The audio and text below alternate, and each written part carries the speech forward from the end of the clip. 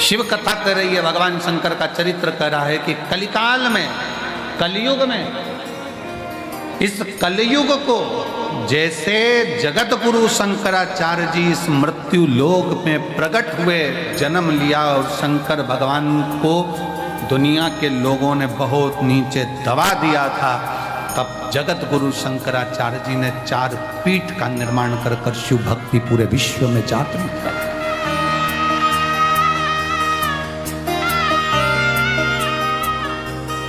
भारत जगत गुरु के पद पर जाकर विराजमान हो गया था। जगत गुरु शंकराचार्य जी के टाइम पर जगत गुरु के पद पर यह भारत विराजमान हुआ।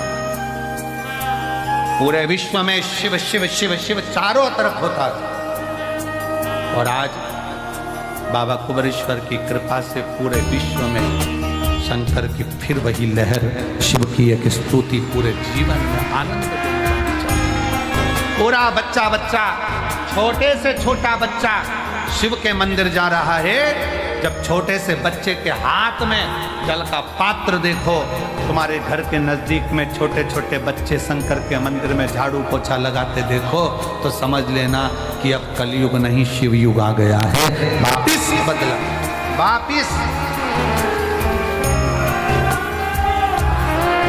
वापिस बदला हुआ है। फिर वो शिव की भक्ति जनमानस तक पहुंची। और बिना आडंबर के, ना कोई बेल है, ना कोई भभूति है, ना कोई नारियल है, ना कोई सामग्री है, केवल तुम्हारा चढ़ाया गया एक लोटा जल सारी समस्या का हल। तुम्हारा विश्वास, तुम्हारी भक्ति, लोटे के जल का कितना महत्व है। 12 ज्योतिर्लिंग की चरित्र शिव महापुराण के अंतर्गत आता है। 12 ज्योतिर्लिंग। तुमरुका जी ने चंचुला देवी को 12 ज्योतिर्लिंग का जब स्मरण कराया, उसमें प्रथम ज्योतिर्लिंग सोमनाथ जी का वर्णन है। सोमनाथ जी का जब वर्णन करते समय चंद्र को जो काया का रोग हो गया था, काया के रोग को ठीक करने वाला कौन? जम के बोलो जरा, महादेव। कौन है चंद्रदेव? शंकर भगवान का साडू भाई।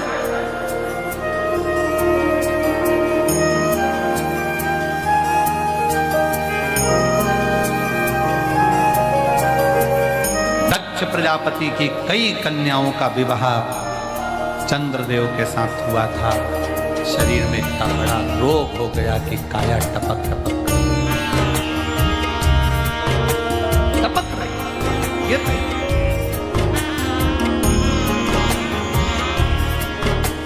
और जब काया टपक कर गिर रही तो कौन?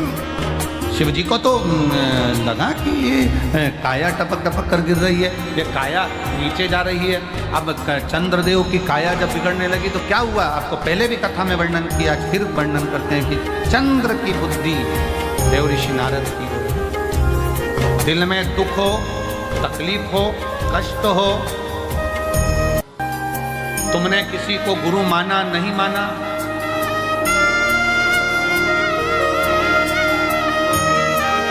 तुमने किसी को गुरु माना नहीं माना, ये तुम्हारे ऊपर निर्भर। और शिव महापुराण की कथा कहती है कि अगर शिव जी को जल चढ़ाते समय आपने शंकर को श्री शिवाय नमस्तुभ्यम भी कह दिया, तो समझ लेना कि शंकर ने तुमको गुरु मंत्र दे दिया, तुम शिव के हो गए, शिव तुम्हारा हो।